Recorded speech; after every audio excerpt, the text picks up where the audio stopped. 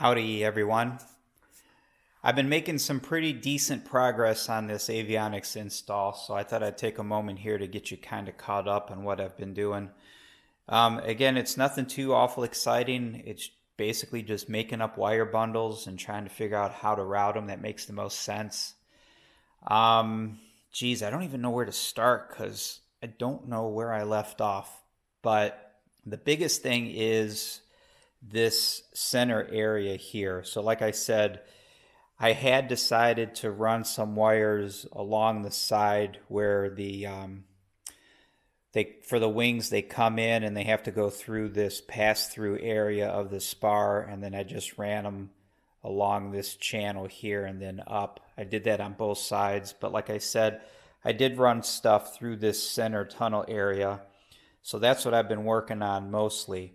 I want to get this stuff down low taken care of, because when I start doing stuff up here, I don't want that to get in the way of working on this stuff. So I'm doing this down here first. So I've got, obviously I got my fuel pump, the boost pump, and the filter in place. There are no wires underneath this plate here. All the wires are like you see, they run on top next to the pump. There's nothing underneath. The reason there's nothing underneath, if you remember many videos ago, the weight of the pump makes this plate that it's sitting on, it sags. So I put some reinforcements across underneath running in this orientation. So that prevents wires from passing underneath it. So I got that in. I got the fuel line made.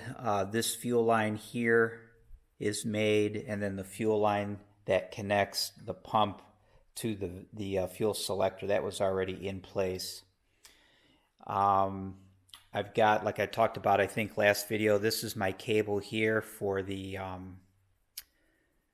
cabin heat. That has to be in place before you install this plate, because this plate runs up the front of the firewall and gets screwed in place. So you have to have this fuel line in place in theory. Well, not the fuel line, but the cable for the cabin heat has to be in place before you put this plate here in. So I did that, and I've been gathering up the wires and bundling them and tying them and trying to figure out how to get all this together. That's mostly what I've been working on. Let me see, what else have I done? Oh yeah, I don't know if I talked about this or not, but I've wired in my Limo jacks for my headset. So there's one right there,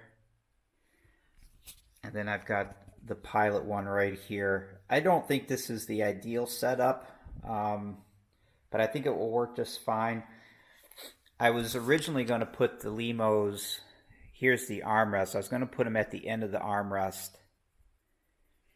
and then run the wires down and across, but again, that was a lot of extra cabling, and then I would have to run them either through the tunnel, the center tunnel area, or I'd have to run them down from the armrest through the floor, through this pass-through, and then incorporate them into this wire bundle that I have running up through here. Since those wire bundles were finished, I didn't want to include more wire. So I just went ahead and put one there, put one on the other side, and the wire runs down and then out. They run out the bottom. So here's the Limo here, and the wire runs underneath here, and then it comes out right here. This is the bundle here for the Limo.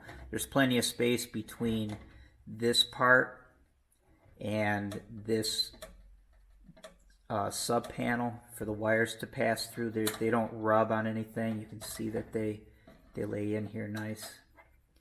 So I had done both of those, and like I said, I've been working on this center tunnel area. So now I have my center console that I've made eons ago with some LED lights just for show. I've got this now wired here, and I'm getting ready to put this in. Now what I have done, I left the wires loose inside for the most part, and I have a spade type of connection here.